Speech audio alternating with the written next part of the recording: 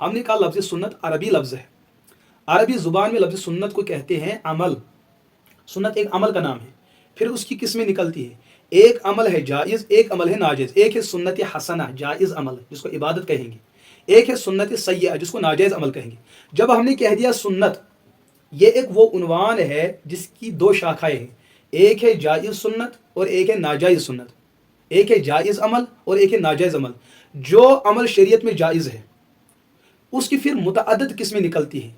जायज़ अमल की एक किस्म निकलती है फ़र्ज़, एक किस्म निकलती है वाजिब, एक किस्म निकलती है सुन्नत मुअक्कदा, एक किस्म निकलती है सुन्नत गैर मुअक्कदा, एक किस्म निकलती है मुस्तहब, एक किस्म निकलती है अदब। आसान तरीके से अगर हम मंतिक का उसलूब इख्तियार करें, हम कहेंगे कि लफ्ज़ सुन्नत एक जिन्स है। इस जिन्स की मुख्तलिफ शाखाएँ और मुख्तलिफ अफराद है। इस लफ्ज़ सुन्नत की एक शाख फ़र्ज़ है, एक शाख वाजिब है, एक सुन्नत मुअक्कदा, एक सुन्नत गैर मुअक्कदा, एक मुस्तहब, एक अदब, एक नुदब। इसी तरीके से अब जब शरीयत ने कहा कुर्बानी सुन्नत है यानी कि जायज़ अमल, अब ये जायज़ अमल फ़र्ज़ के दर्जे पे है, वाजिब के दर्जे पे है, सुन्नत मुअक्कदा के दर्जे पे है, सुन्नत गैर मुअक्कदा के दर्जे पे है, मुस्तहब दर्जे पे है या अदब के दर्जे पे।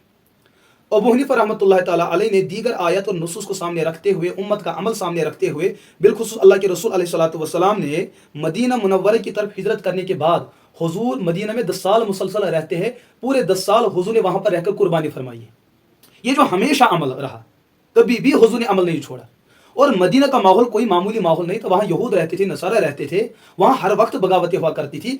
उन 10 सालों में हुजूर अलैहिस्सलातु वस्सलाम को 27 या 23 जंगें लड़नी पड़ी।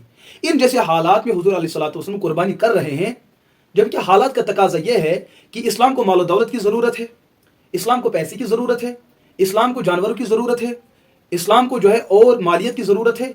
इन सब तकाज़ों के बावजूद भी हुजूर 10 साल मुसलसल कुर्बानी फरमा रहे हैं। ये इस बात की वाज़ेह दलील है कि यह अमल कोई छोटा अमल नहीं है, बल्कि यह अमल जो है वाजिब होने का अमल है। तो इसी वजह से इमाम अबू हनीफा रहमतुल्लाह ताला अलैह ने इन तमाम रिवायात आयात को सामने रखते हुए, मुफस्सिरीन की आरा और इबारात को सामने रखते हुए यह फतवा सुनाई कि कुर्बानी करना साहिब इस्तिताअत पर वाजिब है।